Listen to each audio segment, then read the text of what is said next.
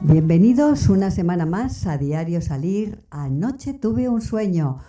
Un programa que hacemos cada vez para más emisoras. Julia Higueras y Fernando J. Aguas.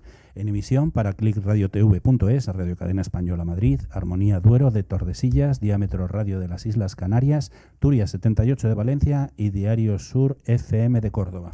A todos los oyentes, un cordial saludo desde Madrid. Una semana más empezamos la aventura radiofónica que a mí me tiene fascinado porque me voy a culturizar gracias a los interesantes invitados que nos visitan cada semana. Invitados que, como siempre, nos van a sorprender porque van a compartir con todos nosotros historias, aventuras, compromisos y, lo más importante, su propósito de vida. ¿Quién nos visita hoy? Hoy nos van a acompañar Cristina del Valle, que fue fundadora del grupo Amistades Peligrosas junto a Alberto Comesaña, con quien hablaremos de música, de defensa de las mujeres y de su nueva irrupción en la música.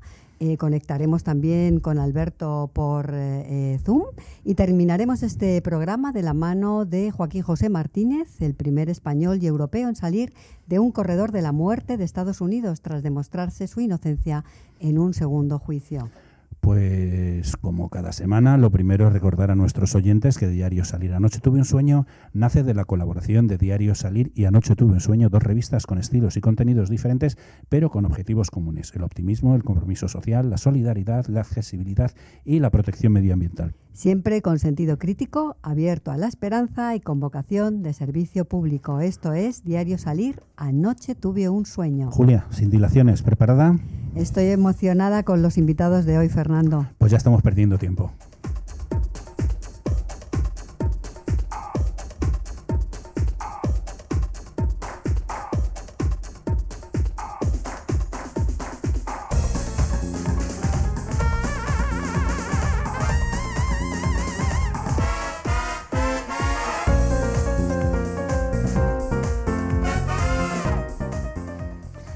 Nuestra primera invitada de hoy es una mujer que no necesita ser presentada porque todo el mundo la conoce como cantante del grupo que le llegó a la fama, Amistades Peligrosas, en el que cantaba dúo con Alberto Comesaña. Es Cristina del Valle. Hola, Cristina. Hola, buenas, encantada, un placer. Gracias por visitarnos en Diario Salir Anoche Tuve un Sueño.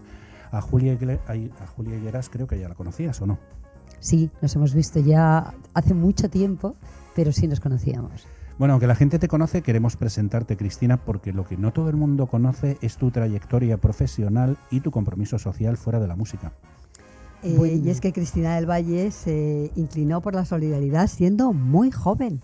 En 1976 empezó a trabajar con grupos de acción social y con organizaciones de mujeres en Asturias. En 1977 se traslada a Valencia para estudiar bachillerato, estudios que compagina con su participación en programas culturales para la reinserción de niños de barrios marginados de la mano de la asociación Ayora. Y en 1980 se traslada a vivir a Madrid para estudiar criminología. Trabaja también con la Asociación Pro Derechos Humanos y con el colectivo Codemar, que da apoyo a grupos marginados del Pozo del Tío Raimundo.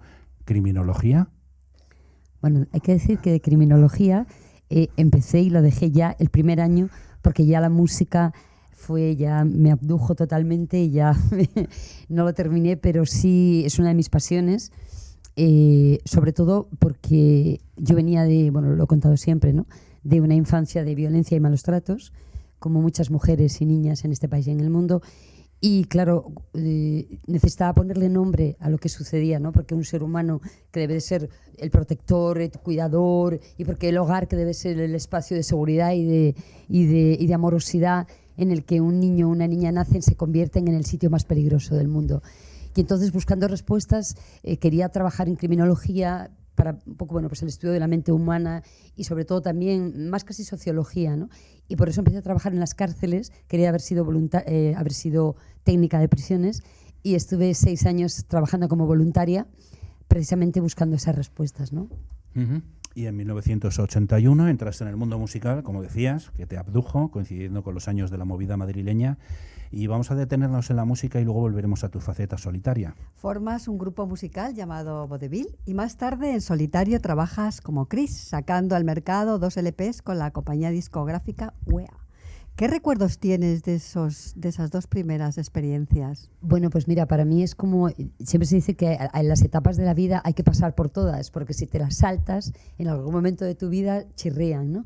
Y yo, por la vida que había llevado y la infancia que había tenido, obviamente era una niña que no había vivido lo que viven otros niños y niñas, ¿no? Y mi adolescencia también, obviamente, condiciona todo tu historia familiar, condiciona pues todo tu desarrollo en todos los ámbitos, ¿no? Y yo no supe hasta los 20 y muchos años lo que era pisar una discoteca, por ejemplo, o el ocio, ¿no? Yo tenía muy desarrollada la conciencia social, ¿no? Que el mundo, la palabra justicia a mí me obsesionaba y yo me sentía mucho más cerca del dolor y del sufrimiento humano que de la parte más placentera, ¿no? Entonces, quizá para mí fue una forma como de vivir algo que no había vivido, un proceso pues, de cualquier chica joven adolescente que sale, que se divierte, que tal, y yo no lo había vivido y para mí esa etapa musical de Cris fue un poco vivir esa parte más lúdica, más de disfrutar, que no había vivido. Y después de eso, en 1990, formas el grupo Amistades Peligrosas, sacasteis 5 discos con la multinacional EMI y recorristeis toda América Latina con gran éxito. Aquello fue una locura, ¿no? Erais conocidos en todos los países de habla hispana, os convertisteis en uno de los grupos españoles más importantes, vendisteis millones de discos y disteis cientos de conciertos. Después de lo que has contado, de que no habías tenido esa juventud, esa infancia, ¿cómo vives todo esto? Bueno, fue una locura. Fue una locura porque Alberto y yo nos pusimos a vivir juntos de un día para otro, literal. Nos habíamos conocido esporádicamente en varios, él vivía en Galicia y yo en Madrid, nos encontramos en varias televisiones y de pronto nos vimos, después de un día mágico y una noche llena de amor, pues Alberto cogiendo sus maletas, viniendo para Madrid en el coche y conmigo a vivir juntos. Yo vivía en una casa en Madrid y entonces, imagínate, te pones a vivir con alguien, no nos conocemos y creo que al cabo de un año así, de pronto sacamos este proyecto adelante y de pronto aparece la locura de lo que fue, pues eso, algo que nos sobrepasó totalmente, fue un éxito increíble, sonando en todos los sitios, todo lo que hacías era, ya pasamos a ser un personaje público, ya salías a la calle y de pronto la gente ya te reconocía y entonces fue todo un poco locura. Y la verdad es que el éxito devoró nuestra relación personal, ¿no? Era una relación que estaba sin consolidar. Yo creo que es fundamental, ¿no? Sobre todo aquellas relaciones que se consolidan en la amistad, en conocer al otro, en tener pautas y en tener como, bueno, pues un lenguaje común. Nosotros pasamos de pronto de una vida a otra vida que no conocíamos y que suponía no tener tiempo ni espacio ni para la pareja ni para resolver conflictos, sino que era todo la convivencia 24 horas en estado límite, sin horarios, con una vida de locura. Y la verdad es que fue muy complicado, muy difícil.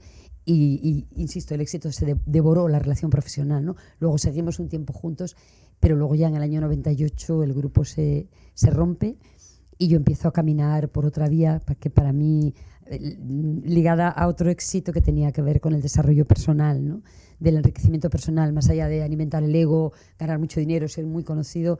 Para mí la música era una forma de reivindicar también y una forma de transformar el mundo y una forma de llevar la cultura de paz también y de transformación social y de lucha contra la violencia a otros lugares del mundo donde para mí se convirtió en un elemento necesario y donde cobró sentido en un escenario. No hubo manera de rescatar la relación profesional, aunque la personal no estuviese Bueno, ¿hicisteis acabada? un intento tímido en 2003? Sí, en el 2003 sí. Los fans que estaban ahí pidiéndonos un acercamiento. Alberto trabajaba en ese momento en un programa de radio y televisión y entonces él me llamó, me hizo una entrevista, nos fuimos a comer, empezamos a conversar.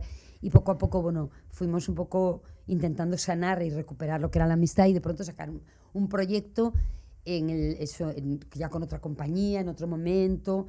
Y nos fuimos con ese disco a los campamentos de refugiados saharauis, donde grabamos el videoclip La larga espera, en homenaje a la lucha del pueblo saharaui. Fue una experiencia brutal y maravillosa. Todavía en estos días lo conversaba con Alberto.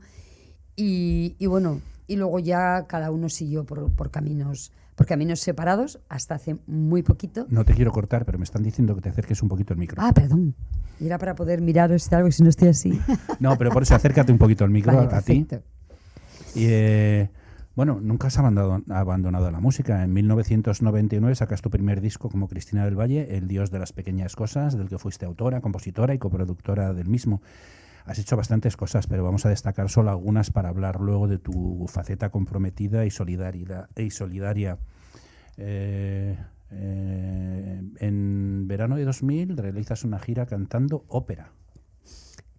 Nada más y nada menos de la ópera de Leonard Bernstein, que era, bueno, éramos más de 300 personas en escena, artistas internacionales y artistas nacionales de diferentes estilos, desde la ópera hasta el pop, el rock, 3 orquestas, se mezclaban orquesta sinfónica con orquestas de rock y de pop.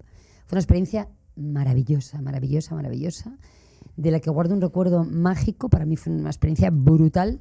Yo salía en tenía 2 intervenciones y además iba con un suplemento de unos zapatos que llevaban como un suplemento como de 40 centímetros o yo qué sé cuánto, vestida de diosa de la justicia, toda remaquillada, arreglada con unos pelucones, toda, no podía ni andar. Entonces parte del trabajo fue aprender a andar en el escenario, por los escenarios en los que fuimos, que eran grandes teatros, con aquellas plataformas y de diosa de la justicia cantando. Y cantando lírica. Ópera, ¿no? Lírica, efectivamente. Sí, entonces fue un reto maravilloso y fue, vamos, una experiencia brutal. Uh-huh.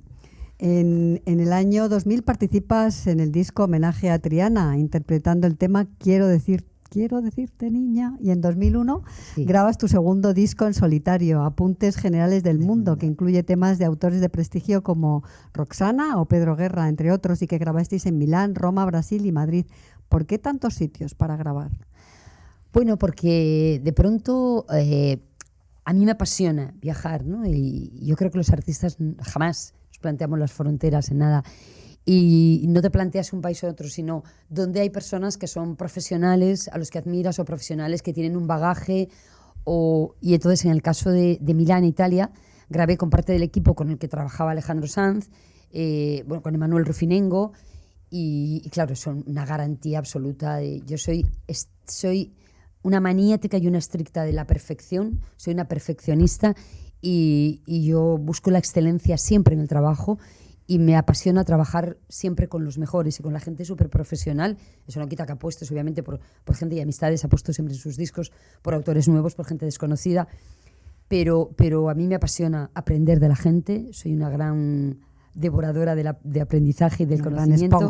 Una esponja. Y entonces, bueno, pues grabar fuera significa también tener otros criterios, mezclar, es como una ensalada, ¿no? Los elementos son los mismos, el tomate, la lechuga, el pepino, pero como los sazones le da una personalidad propia y un sabor propio, ¿no? Entonces creo que es muy enriquecedor trabajar y abrirte a cualquier lugar del mundo, ¿no? Tenía un par de preguntas sobre la nueva etapa de Amistades Peligrosas, pero me las voy a reservar para el final. Vamos a entrar, porque luego va a entrar Alberto Comesaña por Zoom, y vamos a volver a tu faceta comprometida y solidaria que siempre has mantenido paralelamente a la música, a veces de forma complementaria. Así, en 2001 grabas el tema de Susan Vega, Luca, y que forma parte del disco Hay que volver a empezar, editado por la Fundación Autor, a beneficio de las mujeres maltratadas. Te comento esto porque me ocurrió una anécdota muy curiosa con relación a este tema. Yo quiero contar que un día visitaba el edificio de la SER, donde también se hacían los 40 principales en aquella época, y una locutora jovencita, como tenía que llenar con palabras los espacios entre canciones, los tiempos muertos, pues desconociendo que la canción hace referencia a un niño maltratado, entre otras lindezas decía: ¡ay, qué canción! Todos querríamos tener un vecino como Luca. Yo me quedé de piedra, digo, no, yo no quisiera tener ni un vecino ni conocer un caso como el de Luca, ¿no? Bueno, es que es verdad que hay canciones que trascienden, y es verdad que muy poca gente se había parado a pensar que contaba la historia de Luca, ¿no? Y es verdad que cuando lo cuento habitualmente en mi entorno y tal, todo el mundo es verdad que nadie había descubierto la canción, todo el mundo se quedaba con la música y nunca con trascender, ¿no?, lo que contaba la letra. Y quizá también en el tiempo en el que nace esa canción no se visibilizaba de la misma manera o no se analizaba la violencia contra los niños, sino que, dices, pues es un niño que está sufriendo, pero no hay ese análisis profundo de por qué sufren los niños, la violencia derivada de la violencia de género que afecta a todo el entorno familiar, y que los niños son víctimas directas y víctimas como sus madres, ¿no?, del maltrato. Y era esa llamada de atención y ese grito de atención ante la indefensión que sienten las víctimas, precisamente en un tema estigmatizado y mucho más, hace muchos más años, ¿no? Y entonces fue una canción que al cantarla con el contenido la descubrió mucha gente, ¿no? Uh-huh. En 2002 creas el espectáculo Ellas dan la nota para sensibilizar y denunciar la violencia de género, con el que recorréis toda España, pero me estaba viniendo una pregunta a la cabeza, ¿no? Tú que eres que llevas años defendiendo la violencia, denunciando la violencia de género en este país, que eres una abanderada, una estandarte de eso, porque lo has sufrido en tu propia carne. ¿Qué piensas del gran tema que está ocurriendo? Sí. ¿Sabes? O sea, porque es que no lo teníamos planificado, pero es que sí, yo creo que es indiscutiblemente lo de Rocío Carrasco, Por ¿no? supuesto. Bueno, a mí me parece que creo que va a haber un antes y un después, lo han dicho los medios. Pasó con Ana Orantes. Yo tuve el privilegio de trabajar con su hija Raquel, que era miembro de honor de la plataforma. Nos conocimos también al poco tiempo, las dos nos estábamos buscando, y creo que ese abrazo y ese encuentro de Ana, de Raquel, su hija, conmigo fue para las dos, marcó un antes y un después. Y de la misma manera que Ana Orantes marcó un antes y un después, creo que la historia de Rocío también es una historia que va a marcar un antes y un después, ¿no? Creo que está siendo vital, un elemento fundamental, y es que por primera vez se está dando voz en medios públicos y muy masivos a expertas, que hasta ahora no se las reconocía. O sea, en este país hay un problema sindical y se le ponen los micrófonos o se entrevista a los representantes sindicales, a los sindicatos, tal. No se le pone el alcachofa a cualquiera que va por la calle para hablar sobre un conflicto sindical o sobre una temática especializada, ¿no? Sin embargo, sobre el tema de violencia cualquiera podía hablar, ¿no? El vecino, el de la puerta, el que pasa por allí. Por primera vez, expertas, profesionales, feministas, están ocupando espacios en los medios, en medios masivos, y eso es algo fundamental, primero para que las mujeres sientan, y lo hemos visto en los datos que están ahí, que han dado el gobierno, sobre el aumento brutal en algunas comunidades, hasta un 50% de las llamadas al 016. Por primera vez, muchísimas víctimas se ven reconocidas en un relato absolutamente de libro, y donde obviamente este país y los medios tienen que volver a recibir estas bofetadas de realidad y darse cuenta de que es fundamental la información, es fundamental el conocimiento de esta realidad, es fundamental dar voz a las expertas, y es fundamental que las víctimas se sientan que esta sociedad las apoya, que esto es un delito público, de orden público, no es un problema de las mujeres, es un problema que la sociedad causa a las mujeres. Por lo tanto, tiene que ser la sociedad la que se comprometa. Y por primera vez, creo que esa entrada en espacios que no serían habituales para los movimientos feministas o para las expertas hacen que se hable con conocimiento y que se le ponga nombres y apellidos a lo que simplemente llamamos conflictos entre parejas. Pero en parte, no es mi opinión, te estoy haciendo la pregunta. Sí. ¿Se está haciendo un juicio paralelo? Yo ya no voy a evaluar el juicio paralelo, no. Lo que ya es imparable es que la gente ha visto con un testimonio y los análisis de las profesionales que coinciden plenamente un relato que es imborrable ya, que es impecable, que está lleno de pruebas veraces y que por primera vez ponen en tela de juicio el papel de la justicia, lo que denunciábamos los movimientos feministas, la justicia patriarcal y machista que sigue dictando sentencias denigrantes, donde no se sigue creyendo a las mujeres. Hemos asistido al juicio de esta víctima de violación múltiple, también donde todavía el fiscal... Sí, eso es de juzgado de guardia. Eso ocurre todos los días. El problema es que no lo vemos. Y Rocío es, de alguna manera, el símbolo de esa realidad de donde fracasa la justicia, donde fracasa el sistema, donde fracasa la sociedad y donde no queremos reconocer una realidad indiscutible. Para quienes no sepan de qué estábamos hablando con lo del fiscal, es que le preguntaba a esta pobre chica en el juicio si estaba segura. Sí, bueno, a mí me parece que su testimonio... No, es tremendo. Es tremendo.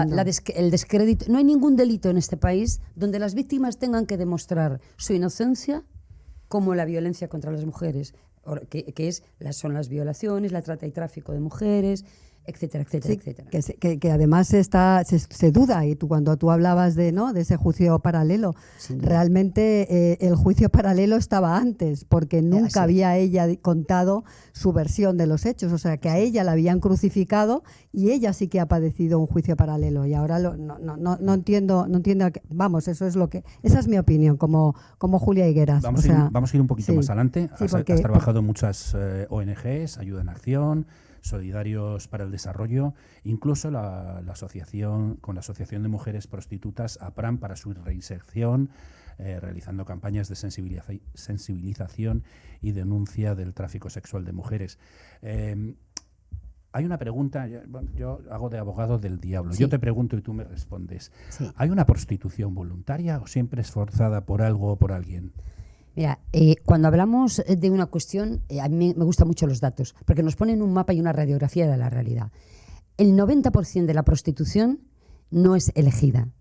Y además un porcentaje altísimo, más del 80%, son mujeres que vienen traficadas de otros lugares del mundo. España es uno de los países por donde entran 500.000 de mujeres para ser traficadas cada año. En España existen 4.000 clubs de alterne delictivos donde están mujeres en situación de absoluta violación de los derechos humanos. Durante la pandemia, la policía intervino varios de esos prostíbulos donde las mujeres llevaban meses sin saber que había una pandemia en este país. Estaban presas. Este país es el primer país de Europa consumidor de prostitución y el tercero del mundo. Por lo tanto, creo que el mapa que tenemos, de la realidad que tenemos sobre la situación de las mujeres, yo creo que lo deja más que nítido, ¿no? En 1999, para ya pasar después a la nueva época de Amistades Peligrosas, creas la plataforma de mujeres artistas contra la violencia de género que presides hasta 2012. ¿Qué objetivos fijasteis en la plataforma? Porque habéis ido por todos los países, sobre todo por Oriente Próximo, por países iberoamericanos. Sí, bueno, eran dos objetivos. Primero, el empoderamiento de las mujeres es uno de los elementos claves, ¿no? Para solamente cuando tienes poder puedes influir o puedes transformar. Éramos todas artistas que en ese momento teníamos un papel de empoderamiento porque éramos personas reconocidas, con mucho éxito, de diferentes edades y de diferentes criterios y gustos musicales. Entonces, la idea era sumar fuerzas y generar una red de apoyo entre los movimientos feministas, tan defenestrados, sin voz, a los que no se les escuchaba en los medios de comunicación y mucho menos en la interlocución con el gobierno, ¿no?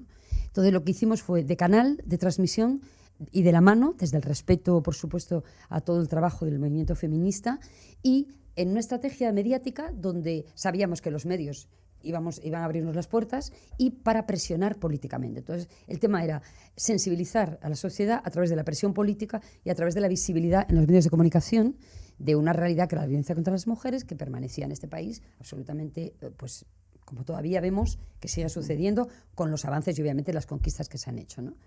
Entonces, la plataforma trabajó en eso. El campo internacional, porque hay que internacionalizar los derechos de las mujeres. La violencia contra las mujeres es un tema internacional que atraviesa fronteras y atraviesa países. Y la idea era trabajar en países en conflicto donde los movimientos de mujeres en ese momento se jugaban un cambio político, un conflicto armado o una transformación, unas elecciones, y necesitaban el apoyo internacional para reforzar, ¿no?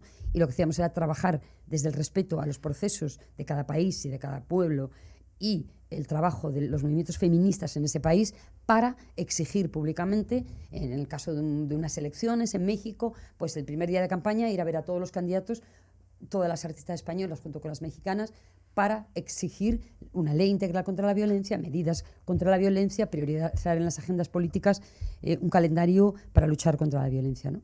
En otros países como el Palestina, denunciar la ocupación, la violación de los derechos humanos de Israel contra Palestina, llevar esas denuncias al Parlamento Europeo, como hicimos en varias ocasiones, o a Naciones Unidas, en el caso del Sáhara, para denunciar toda la situación que vive el pueblo saharaui por el incumplimiento de los acuerdos de paz.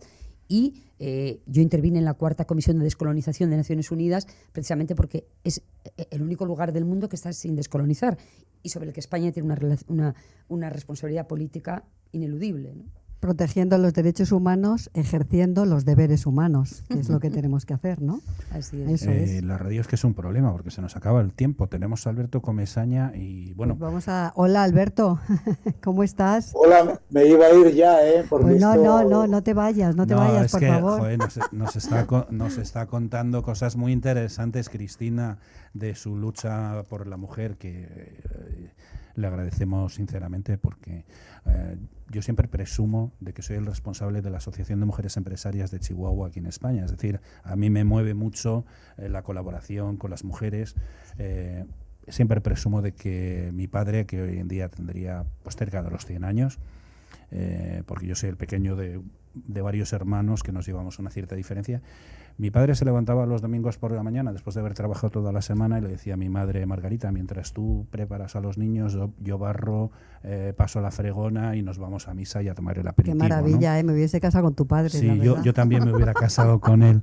Pues llegamos a la actualidad, cuando Alberto y tú decidís retornar con Amistades Peligrosas. ¿Por qué esta vuelta? Alberto, te ha tocado. Bueno, el tema de la vuelta yo creo que era algo que estábamos destinados de alguna manera a hacerlo. Al final, mira, las historias de los dúos, de los grandes grupos, me acuerdo una anécdota que decían siempre de los de Eagles, que incluso habían jurado y perjurado de que no volverían hasta que el cielo se congelase, o no, que el infierno se congelase, y así titulaba uno de sus discos, y al final el disco lo titularon El infierno se congeló, porque bueno, Alguien me ha comentado que esto surgió en una cena encerrona que os hicieron unos amigos comunes. ¿Es verdad esto o es un invento de las malas lenguas? No era una cena, tampoco yo lo considero encerrona. Bueno, lo llamo encerrona en broma. Bueno, hablando de lo que estabais, me estaba acordando de la serie que ha hecho Esiera Chandía de Sky Rojo, donde habla precisamente de la prostitución, que se dan muchísimos datos. Bueno, pues el grupo de Esiera Chandía, que se llama Mastodonte, donde el músico principal de la banda se llama Enrico Bárbaro, que es cuñado de Cristina, muy amigo mío también. El batería, que es Pino Rovereto, también batería nuestro en muchas ocasiones, ambos italianos, y yo siempre profesé mi devoción por Mastodonte. Entonces le dije a Pino: cuando actuéis en Madrid, por favor avisadme. Pero sí me avisó para esa gala del 20 de junio del año pasado, pero no sé por qué yo decía: aquí va a pasar algo. Iba yendo hacia la gala y claro, realmente es que luego recordé que Enrique Bárbaro y Cristina eran cuñados, y también en esa gala iba a asistir Cristina con su séquito habitual de la guardia pretoriana. Pero bueno, que luego sí, efectivamente yo llegué, como siempre llego a los sitios con media hora de antelación. Y bueno, pues antes de empezar el concierto ya nos encontramos con las luces encendidas, y a partir de ahí pues empezamos un poco a hablar. De hecho ya había dos contactos previos: el día de la presentación de mi disco en noviembre, ya hace un año y pico, y luego otra comida también que tuvimos en el año 19. Bueno, se venía gestando la posibilidad de celebrar el 30 aniversario, y bueno, pues ahora ya ha tocado. Realmente el 2021 es el 30 aniversario en noviembre, y espero que de aquí a noviembre podamos ir haciendo muchas cosas. Ya el lanzamiento del single, creo que por fin podemos decirlo, que va a ser la última semana de abril. Sí, porque os iba a preguntar, esta nueva reunión de Amistades Peligrosas incluye el lanzamiento de un sencillo, Alto el Fuego, la publicación de un álbum recopilatorio, un libro y un documental. ¿Vais a dar recorrido a esta reunión de Amistades Peligrosas o es a cala y a prueba? ¿A qué te refieres con a cala y a prueba? Como los melones. Vamos a ver qué pasa. No, vamos a decir, tentamos a la suerte, tenemos que ir a muerte, estoy por ti. Perfecto. Bueno, el recorrido yo creo que se va a ir haciendo. Yo lo que le he pedido a Cristina es, como bien define la letra de la canción, que no haya estrés, que no haya que disfrutar lo que surja, saborear los buenos momentos que te permite el mundo de la música, que son muchos. Por ejemplo, buenas entrevistas como esta, donde la gente te pasa, te da su cariño y su afecto y te percibe como diciendo, oye, qué bien que volváis. Luego, pues las galas, lo del último aplauso es una oportunidad enorme también. Ahora hablaremos de ello, sí. Sí, eso quería preguntar yo. Que está deseoso de actuaciones. El Starlight lo vamos a poder hacer también este año por primera vez. Yo creo que hay cosas muy bonitas que saborear y está claro que juntos conseguimos más cosas que cada uno por separado. Además, claro. Cristina... perdona, Julia. Cristina nos comentaba que que fue algo que os desbordó el éxito, ¿no? Yo creo que ahora ya la madurez os lo planteáis de otra forma y lo vais a tomar, como decías, con menos estrés. Y yo bromeaba con el recorrido. Tenéis esperanzas de que esto funcione durante largo tiempo, ¿no? Bueno, a ver, tengo mis reparos sobre lo de Cristina, que ¡Qué malo! Cristina, ella y yo somos, aunque somos los dos del 1 de agosto y los dos Leos... yo también soy Leo. En el fondo somos muy diferentes, cada uno tiene una visión bastante distinta de lo que son sus ideales de vida. Y yo sé que Cristina es una mujer muy ambiciosa, es muy Madonna. No muy mandona, no he dicho muy mandona. Eso te iba a preguntar. Muy Madonna, que se defienda Cristina. La ambición morena la podríamos llamar. Guay.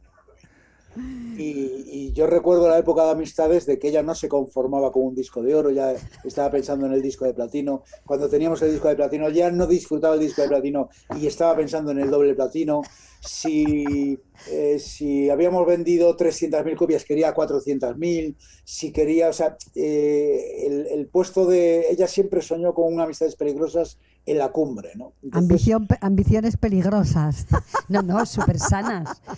Oye, pues nos queda un minutillo. Querías hacer unas preguntas del último aplauso. Yo quería hacer una pregunta del último aplauso con el que vais a estar a partir del 1 de mayo, coincidiendo con el Within Center de Madrid. Vais a recorrer toda España y contadnos qué es el último aplauso. Cris, eso que tú estás... Bueno, el último aplauso es un proyecto que nace de una persona maravillosa a la que yo conozco en plena pandemia, cuando todo el mundo estaba con el susto en el cuerpo y con todo el sufrimiento. Y en medio de eso, de pronto, yo tengo una admiración total por la gente valiente, ¿no? Porque yo creo que lo sabes, Fénix, ¿no? Que en vez de sumirte en la tristeza y en la tal, dice pa'lante, pa'lante. Y conocí a Ramón y estaba ya con la idea en la cabeza, él es de Conatur, y empezó a preparar todo esto cuando estaba todo parado, nadie creía nada, todo era todo negativo, nadie pensaba, la música estaba olvidada en este país, no se hacían conciertos, nada. Empezó a elaborar esto y de pronto... un proyecto hermoso y maravilloso dedicado a todo el colectivo de artistas que más ha sufrido, es uno de los más castigados en esta pandemia, y de pronto pues nos hemos encontrado y se ha encontrado, yo creo que con el regalo de que las cosas están saliendo maravillosamente bien, que todo el mundo ha confiado en esto, que tiene un montón de artistas que vamos a ir a muerte con este último aplauso y que va a recorrer muchos lugares de este país y que es una apuesta que nace de la más absoluta valentía, del más absoluto apoyo y amor por la música y por la cultura, y donde alguien se empezó dejando la piel y el resto nos sumamos. Voy a hacer un pequeño recorrido por los grupos y los solistas que van a estar, entre otros Amistades Peligrosas, vosotros, Los Rebeldes, Cómplices, Marta Sánchez. Sí, Marta Sánchez, la banda del Capitán Inhumano, Alex de la Nuez, sí. Bueno, dilos tú. Soraya, Vivancos, no sé, yo no sé lo que veo aquí, no sé qué es eso. Ramoncín, bueno, yo que sé, un montón de gente. Soraya. Exacto. Sí. Livingstone también. Doctor Livingstone, supongo, sí. Sí, Lorca. Y bueno, pues os iba a decir que ¿dónde se pueden conseguir las entradas para los distintos conciertos? Yo creo que hay una web habilitada del último aplauso y en el Corte Inglés. Sí. Para lo del Within, sé que es en el Corte Inglés ya directamente, pero que hay una web habilitada del último aplauso donde ahí se puede comprar. El día 21, la semana que viene, vamos a hacer un programa especial de la gira. ¿Podemos contar para que entréis por Zoom vosotros? Sí, claro. Sí, Bueno, encantados. Pues ya os avisaremos. El día 21 de abril, ¿no? Sí. Una semanita antes de que empiece la gira. Claro que sí. Pues muy bien. Pues Sí, nada, encantados. oye, enhorabuena por esos 30 años, por este reencuentro maravilloso, sobre todo para los que somos fans vuestros, incluida mi hija, que se lo diré. Muchísimas gracias. Y nada, que os vemos aquí el día 21, para ese programa especial que estamos preparando. Además ya Desde aquí. nuestro single ya estará ya ahí a puntito. Casi Ya. a puntito, o sea que incluso Pues sí. casi en un momento dado hasta lo podemos Eso- estrenar, pero bueno, eso Pues- ya Eso, tendremos eso os iba a decir, que Pues podíais cantarnos si algo nos el día cedéis 15 21. segundos del single en el programa, sería Vamos, genial. sería fantástico. Ahí en nuestra compañía, a ver. Pues a ver que lo luche el manager, que es ese que El con esto de los tiempos, los Al manager estrenos, que lo estoy viendo me está haciendo así con la mano. dice Va a que- ser que no. Hostias, Se ha puesto verde. Oye, Qué pues va, qué muchas gracias Cristina y Alberto por haber estado con nosotros en Diario Salir. Anoche tuve un sueño y mucha suerte con esta nueva etapa de Amistades Peligrosas. Gracias Cristina por ser tan solidaria con las mujeres y, como se suele decir, mucha mierda. Muchas gracias. Muchas gracias a los dos y buena suerte. Muchísimas gracias. chao, chao. Chao, chao.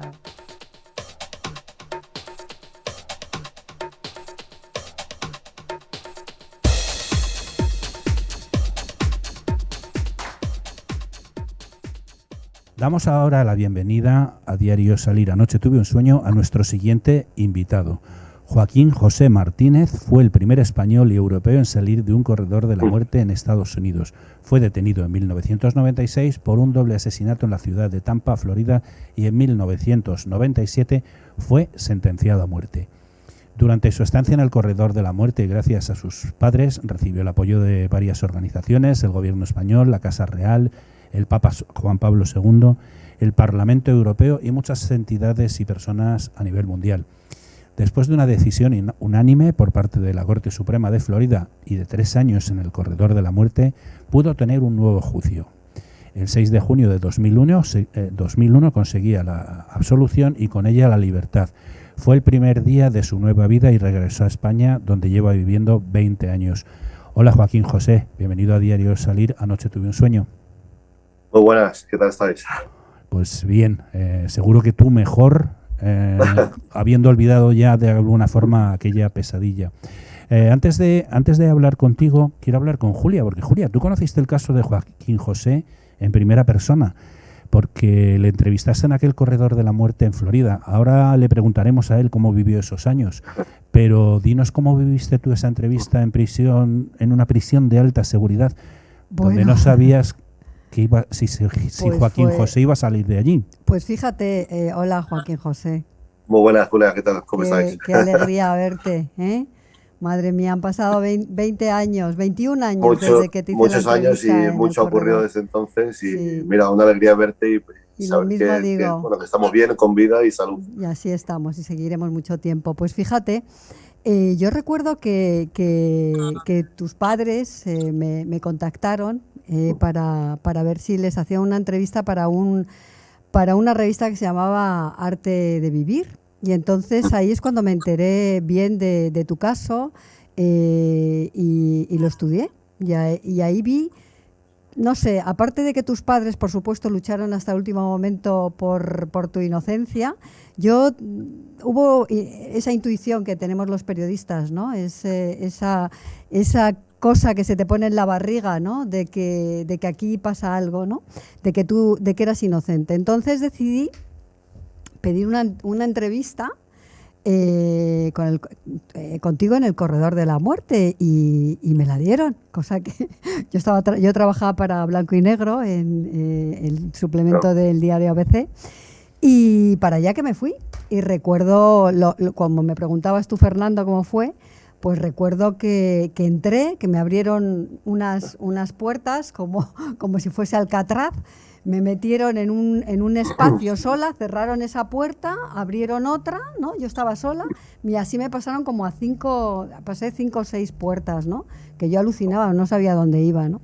Hasta que apareció un señor muy grande, muy alto, como de 2 metros y pico, que era mi guarda, Tu custodio. mi custodio, y que me llevó allí hasta el corredor. La verdad que me metieron en una sala y desde ahí podía ver, ¿no?, a los presos a través del cristal, ¿no? Y en principio la entrevista iba a ser, no sé si te acuerdas, presencial, vamos, que nos íbamos con contactos, que lo llamaban, y al final me dijeron que eran non-contact, ¿no?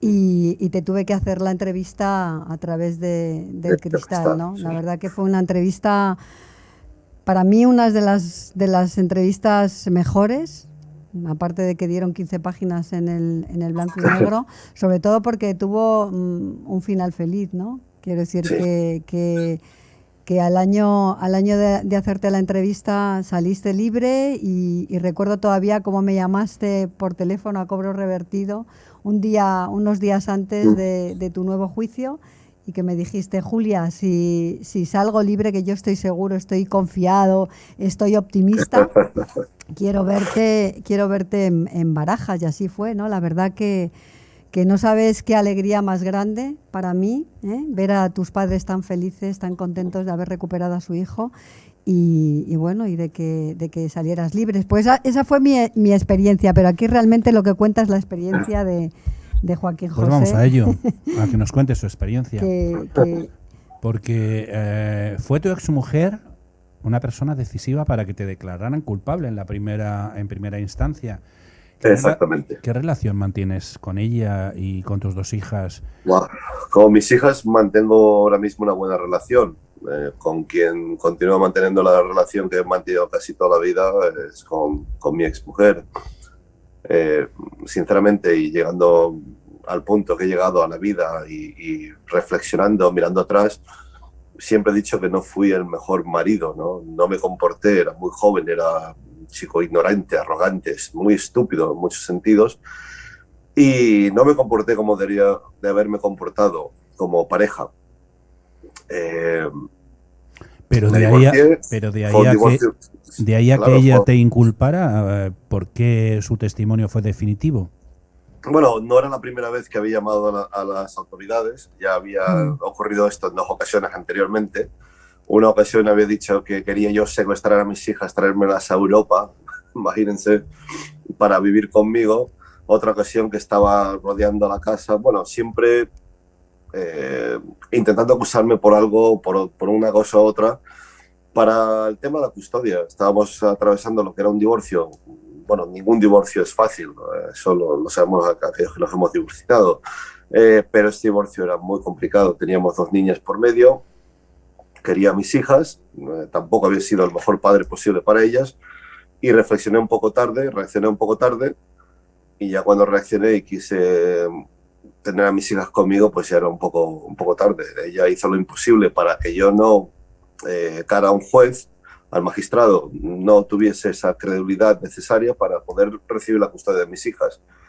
Evidentemente, esta fue, me parece, la 3ª o 4ª vez que había llamado a la policía, la más seria, y sinceramente no creo que lo hizo en el sentido de enviarme un corredor de la muerte. A ver, no creo, y sigo pensando yo que no fue su idea. Simplemente se encontró metida en un sistema que la atrapó y que dijo: pues mira, te necesitamos para condenar a este hombre, para conseguir la condena, y me condenaron gracias a ella. 6 años en prisión, Joaquín José, 3 en el corredor 5 y medio. 5 y medio. 3 en el corredor de la muerte. ¿Cómo se vive en un corredor de la muerte? ¿Qué aprendiste allí? Si es que se puede aprender algo. Como os comentaba, ¿no? Yo la vida que llevaba antes en el corredor pues era de un chico pues un poco arrogante, un poco ignorante en todo sentido, ¿no? Yo había vivido la vida pues un poco a nivel VIP. Mis padres me habían dado una buena educación, no me faltaba nada, tenía mi empresa, mi negocio, etcétera, y claro, yo entro al corredor de la muerte pues para empezar de cero, empezar de nuevo, empezar una nueva vida. Ya no podía yo elegir los trajes según el día que hacía, ya oscuro o claro daba igual, era mono naranja todos los días.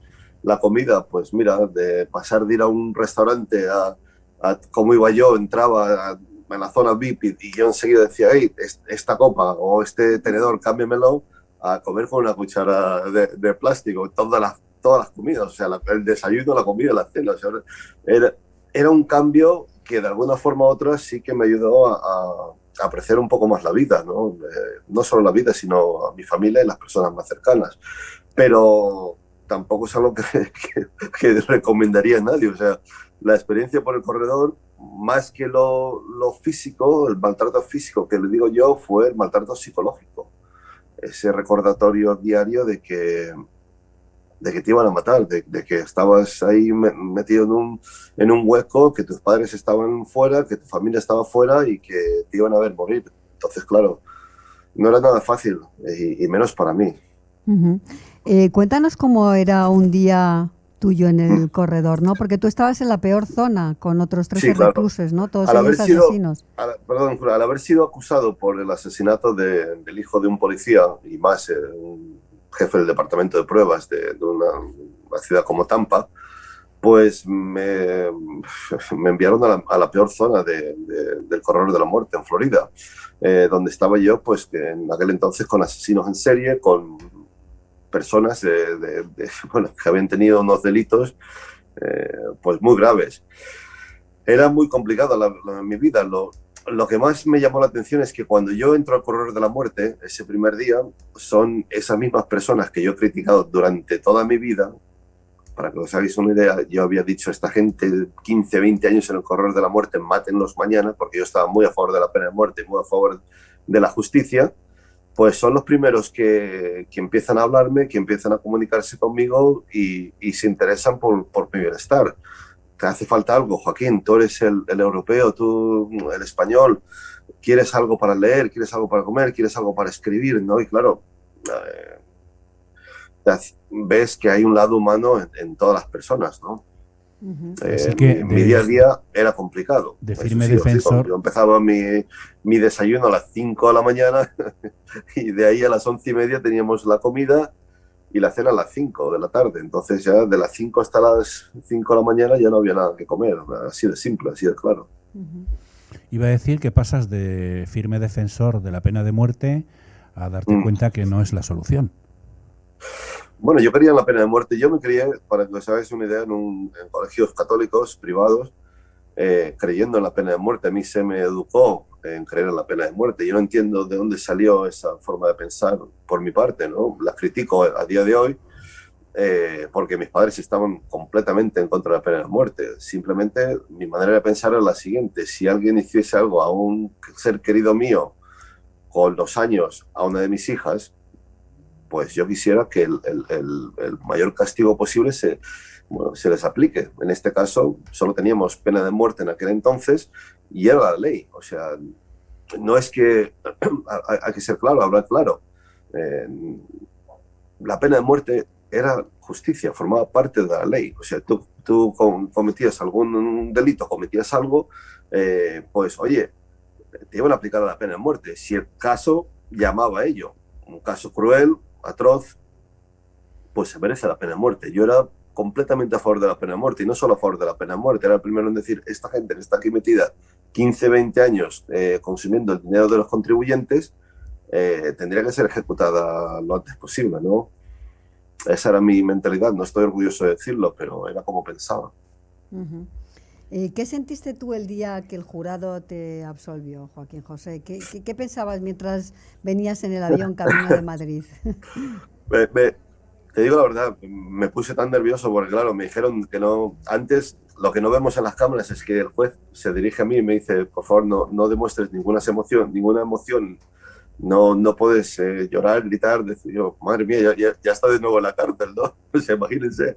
Y aquí el juez me está diciendo: oye, tenga, señor Martínez, mucho cuidado en sus reacciones, por favor, no reaccione de una forma o de otra, sea el veredicto que sea. A mí cuando me dicen no culpable, inocente, yo miro atrás a mi madre medio desmaya de nuevo, como en el primer juicio, pero esta vez de alegría, y recuerdo claramente que empecé a pensar en todo lo que iba a hacer. Yo tenía claro que tarde o temprano yo saldría de nuevo a estar libre, a estar con mi familia, y mira, lo conseguí. Fue mucho esfuerzo, claro, pero se consiguió. Comentabas al principio que eras de familia más o menos acomodada, vivíais bien, y sí. Tus padres siempre creyeron en tu inocencia y pusieron todo el dinero que tenían para poder pagarte los abogados o el abogado. Mis padres se empeñaron completamente. Mis padres, todo lo que tenían, todo casa, todo lo hipotecaron para poder sacarme del corredor. Independientemente, acudimos a todos los medios. Bueno, mis padres hicieron todo el trabajo. Yo llevaba mi sufrimiento por dentro del corredor y mis padres por fuera. Y ellos pues movieron tierra y mar y hoy en día, aún hoy, me entero de cosas que fueron haciendo de un lado al otro. Y fue gracias a ellos que se pudo conseguir pues una suma que superaba el €1.000.000 en aquel entonces. Claro, dices €1.000.000 para una defensa, pero es que eso es lo que cuesta una defensa. Y más cuando vas con un Estado que tiene 2 millones, 3 millones a su alcance para hacer lo que les da la gana. ¿Qué te iba a decir, Joaquín José? 5 años y medio en la cárcel, 3 en el corredor. ¿Te indemnizaron en Estados Unidos? No, para nada. Cuando salgo del corredor de la muerte, bueno, cuando llego al condado y me declaran no culpable, pues me ofrecen un viaje a cualquier parte de Estados Unidos en tren, no te lo pierdas, no es avión ni nada, no, tren o autobús y $100. Y claro, yo lo rechazo y le digo, no gracias, no quería nada de ellos. En aquel entonces, en el 2001, cuando salgo yo del corredor de la muerte, no existe indemnización. Esto ya viene posteriormente, o sea, ya años después que han cambiado un poco la ley para poder compensar a los que vayan saliendo, pero lamentablemente no fue mi caso. Nunca recibí compensación por el tiempo que estuve ahí. Y no digo que lo vayas a reclamar, pero aunque hayan pasado 20 años, ¿tendrías derecho a aquella indemnización? No, porque, bueno, intentaremos hacer algo, estamos en ello, pero tampoco, no sé, a veces es mejor un poco olvidar, ¿no? lo que está atrás. Me dicen que es muy complicado, que lleva tantas vías y como la ley salió posterior a mi salida del corredor, pues sería casi imposible poder conseguir algo del Estado, aunque haya pasado los años que he pasado en el corredor de la muerte, ¿no? Yo miro el lado positivo y pienso en lo que aprendí dentro del corredor, lo que me cambió a mí como persona y en eso estoy, ¿no? Pues fíjate, estamos aquí en el estudio, que no has podido venir, y una parte del estudio es azul y otra parte es naranja, que no ves. Habrías salido corriendo porque supongo que el color naranja no te trae ningún buen recuerdo. Ninguno. Y eso que vivo en Valencia, imagínense. Y mi mujer, que es payera y valenciana. Eso es curioso. Entonces, claro, imagínense cómo lo tenemos. Yo de blanco y ella de naranja, ¿sabes? Pero bueno, eso es curioso, que estás rodeado de naranja y de naranjas todo el tiempo. Sí, pero esa alegría es el cambio de vida que tengo ahora. Me siento afortunado de haber conocido a la pareja que tengo actual, de haber tenido la familia que tengo. O sea, yo desde que he salido he tenido 5 hijos más, 7 gemelos de 7 años. Eres un campeón. Claro, yo ya he cumplido por esa parte, rehecho mi vida, lamentablemente, y para aquellos que no lo saben, mi padre faltó en el 2003 en un accidente trágico de una moto, lo atropelló. Y mi madre faltó el año pasado. Entonces, claro... Sabía lo de tu padre, pero lo de tu madre no, lo siento un montón, ¿eh? La verdad que lo siento mucho, porque eran 2 personas extraordinarias, 2 padres amantísimos de su hijo, eso te lo puedo decir yo, ¿eh? Gracias, así que... Bueno, gracias a ellos estás hoy en la calle. Efectivamente. Sí, yo les debo a ellos todo y bueno, y no porque esté con vosotros hoy, pero no pararé de decirlo. Yo creo que los medios de comunicación juegan un papel muy importante en las vidas de las personas, o sea, vuestra manera de comunicar las noticias, ¿no? Mi padre tenía un mensaje, para hablarlo así de claro y acabar en ese sentido con este tema. Mi padre tenía un mensaje que tenía un hijo condenado a muerte en el corredor de la muerte, que necesitaba ayuda, que necesitaba el apoyo de los españoles. Y el canal para hacer llegar ese mensaje a medio mundo fuisteis vosotros. O sea, sin vosotros, yo ahora estaría condenado a muerte. Bueno, perdón, hoy por hoy estaría muerto. Ya. Entonces, hay que reconocer a las personas y a aquellos que han estado ahí. Gracias a vosotros ese mensaje llegó a medio mundo y os estaré eternamente agradecido por ello. Oye, y una curiosidad. Hablas de los medios de comunicación. ¿Cuánta gente después de que te absolvieran siguió pensando que tú eras culpable? Bueno, la gente es normal, ¿no? Porque la gente dice, bueno, si está ahí es por algo, ¿no? A ver, yo no sé cuánta gente, me imagino que habrá gente, al igual que yo tenía las ideas que tenía antes de entrar en el corredor de la muerte. A ver, yo me siento en un jurado, os hablo claramente, yo me siento en el jurado de Joaquín José Martínez contra el Estado en el primer juicio, ¿eh? Y me sale un fiscal y me salen unos detectives diciendo que la persona que está sentada ahí con ese traje es un asesino. A mí no me hace falta ni 7 días, perdón, ni 7 minutos. Yo ya salgo condicionado pensando, si él está aquí es por algo, culpable. Porque es como nos enseñan, es lo que nos educan, pero gracias a Dios tenemos pues los medios que nos hacen abrir un poco la mente para ver la realidad de las cosas y darnos pues las dos caras. Ya eliges tú si es o no es. Entonces, claro, lo entiendo perfectamente que la gente lo piense. Yo aún pienso en muchas cosas. Yo no estoy, yo estoy en contra de la pena de muerte, clarísimo, ¿no? Pero si alguien lo ha hecho, pues lo ha hecho. Y aunque salga y salga de una forma u otra, digo, oye, pues si lo pienso así, lo pienso así. No puedes cambiar mi manera de pensar, ¿no? Uh-huh. Tú supongo que habrás cumplido muchos de los sueños que tenías en el corredor una vez que saliste, ¿no? Y volviste a España, pero cuéntanos algún sueño que te quede por cumplir. Yo creo que a día de hoy he cumplido casi todos los sueños que he podido llegar a querer cumplir. He viajado medio mundo, como bien sabéis. He hablado a nivel mundial, he podido conocer a muchísimas personas, he podido dar las gracias a mucha gente. He rehecho mi vida. Estoy con una mujer espectacular. Llevo 11 años con ella. ¿Sabes el sueño que me falta? Volver a casarme y ya formalizar todo, ¿no? Tengo unos hijos increíbles, una familia increíble. Agradezco todo lo que se hace por mí, lo que se ha hecho por mí, y vivo mi vida, pues, ¿cómo os puedo decir? Cada día como si fuese el último día, ¿no? O sea, yo me acuesto por la noche intentando cumplir todas mis tareas, ¿no? Mis tareas, pues, antes era llamar a mi madre, a mis padres, saber que estaban bien, meter a mis hijos bien en la cama y saber que los siete hijos que tengo están bien, y estar ahí junto a mi mujer y a mi familia y saber que estaré ahí con ellos esa noche y el día siguiente. Oye, escribiste... Cierro los ojos, te decía que escribiste... Cierro los ojos y digo, lo que sea, lo que tenga que traer mañana trae, ¿no? No hay más. Uh-huh. Te decía, perdona, que es que había un pequeño ahí desfase. Escribiste un libro sobre tu experiencia. ¿Cómo se llama el libro para quien tenga interés en conocer tu historia? Y dinos si has pensado en volver a escribir. Memorias al corredor de la muerte se llamaba el libro. Se escribió ya hace muchos años. No hay más ediciones del libro, no se volvió a sacar. En algún momento sí volvería a escribir algo, pero lo que ocurre en ese tipo de cosas, me dicen, oye, no han hecho más, no han hecho películas. No. Sí, se ha hablado mucho de hacer cosas y muchos proyectos, pero hablando claro, yo no quiero hacer nada, ya no que me perjudique a mí, sino que perjudique a los compañeros que aún están en el corredor de la muerte. Como Pablo Ibar, ¿no?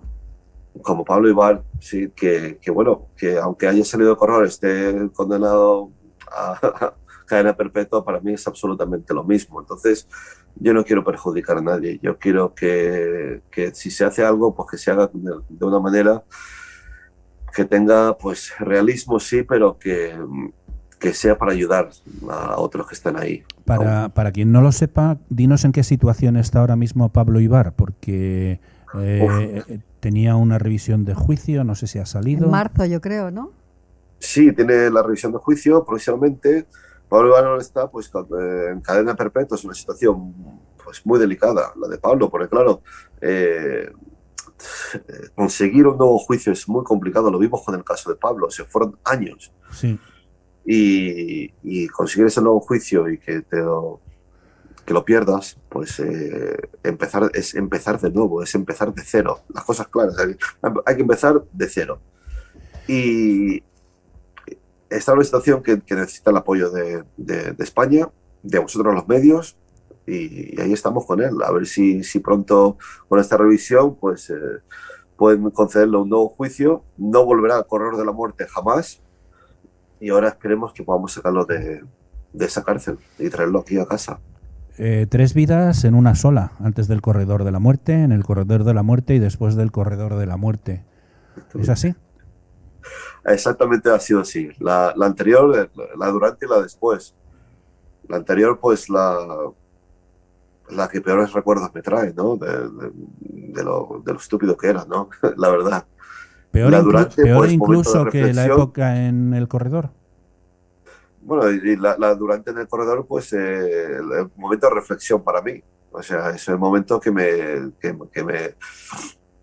abre un poco los ojos al camino que tengo que coger, y bueno, la posterior, que es esta, la que estoy viviendo, pues estoy ahora en lo más alto, ¿no?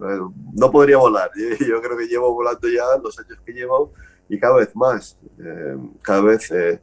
Oigan, que yo cuando salgo también del corredor, no se crean, me costó mucho volver a andar como decía mi padre, ¿no? O sea, y creo que llega un momento que pues ahora ya estoy volando. ¿Y ahora eres informático? Sí, dedico mi vida a la informática, me encanta la informática, es algo que hacía antes del corredor y algo que continuaré haciendo el resto de mi vida. Trabajo de asesor para un despacho de abogados ahí en Madrid. Muy contento de estar con ellos, y más porque es una persona para mí muy importante, que es mi abogado, y mi hermano mayor le llamo Marco García Montes. Sí. Una de las personas también clave para ayudarme a haber salido de ese corredor de la muerte junto a mis padres y junto a muchas otras personas que lucharon por mí. Pues qué maravilla, porque además sé que eres abuelo también, ¿eh? Sí. Creo, no sé de cuántos nietos, pero sé que eres abuelo, ¿eh? Y bueno, yo creo que ya no nos debe quedar un minuto nada más. O sea, estaríamos aquí, estaríamos aquí contigo hablando y compartiendo muchísimo más tiempo. Joaquín José Martínez, una maravilla tenerte, una maravilla verte tan feliz, de verdad. Y es una alegría porque verte aquí enfrente por Zoom, oírte a través de las ondas, me confirma que existe la justicia, por lo menos en tu caso. Gracias por habernos acercado, aunque solo sea de refilón, y por unos minutos, a la dureza de estar condenado a muerte por un delito que no cometiste y lo que ello ha supuesto en tu vida. Nunca podremos hacernos una idea de lo que eso puede suponer. O sea, lo vimos en películas, nos imaginamos pues alguien que está en el corredor de la muerte, pero nunca nos podríamos poner en tu lugar. Muchas gracias a vosotros por todo, por tenerme como siempre, y tenemos pendiente una visita a ese estudio y veros en persona sí o sí, ¿eh? Pero ya te advierto que hay un color naranja, así que tráete unas gafas de sol o lo que sea para que no salgas corriendo. Aquí te esperamos. Muchas gracias, José Joaquín Martínez. A vosotros. Chao, adiós. Gracias. Cuídate mucho. Adiós.